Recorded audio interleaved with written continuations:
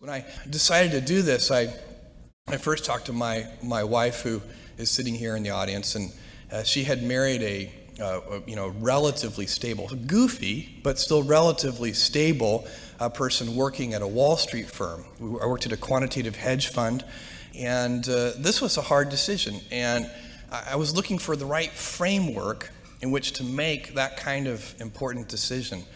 And the right framework I found is a regret minimization framework. And so that's just a nerdy way of saying that you want to project yourself to age 80 and then think back over your life. And if you're 80, what are you want to minimize the number of regrets you have throughout that period of time. I think this is something a lot of people do, maybe subconsciously. Very few people probably name it regret minimization framework because most people are healthier than that. But it was a very clear way for me to think about making that kind of life decision. And the way it helped was I thought, okay, if I go do this thing and participate in this thing called the internet that I genuinely believe is going to be a big deal, and if I fail, am I going to regret having tried and failed? And I knew the answer to that was no. But I also knew that if I didn't try, that I would always regret that. I would always wonder, and it would haunt me until that mythical day, which I actually hope will come. Many kids and many grown-ups do figure out over time what their passions are. And sometimes we let I don't think it's that hard. I think what happens, though, sometimes is that we let our intellectual selves overrule those passions.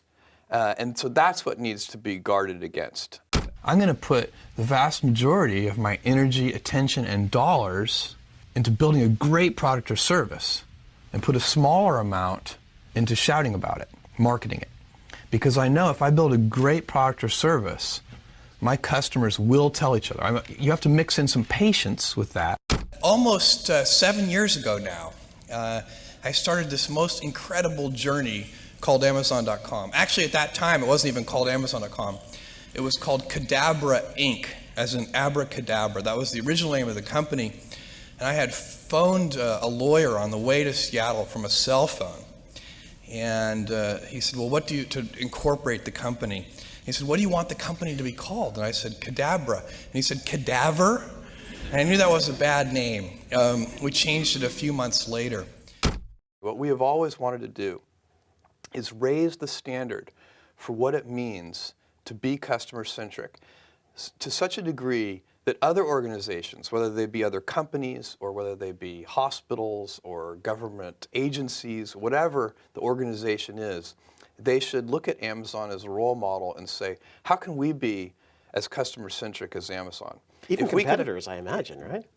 Hopefully competitors as well. But if we could make, if that could be our legacy, that we kind of raise the general idea of what it means to be customer-centric, that would be a huge accomplishment. It would be accomplishing a mission that's much bigger than ourselves.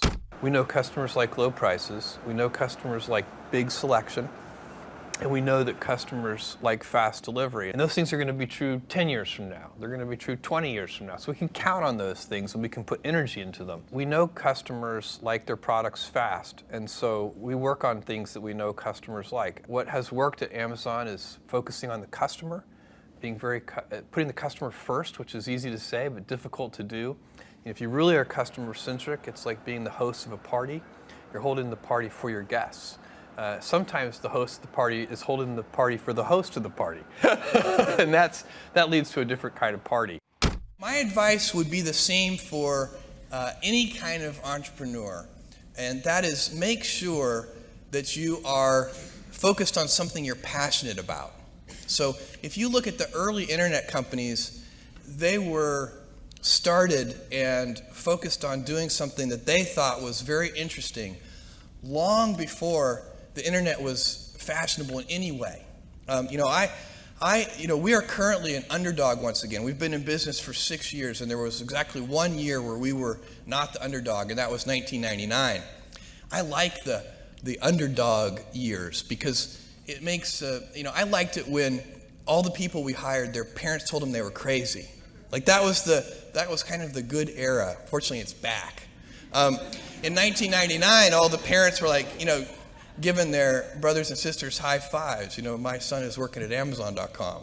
So that's a very, you can't follow the fashion when you're trying to do a startup company, or I think really anything in life. But you have to, as an entrepreneur, if you're gonna build a company, pick something you think is interesting that has the intersection of genuinely creating real customer value, and then just stay right there and let the wave catch you. So you can hold a ballet, and that can be successful. And you can hold a rock concert, and that can be successful. Just don't hold a ballet and advertise it as a rock concert.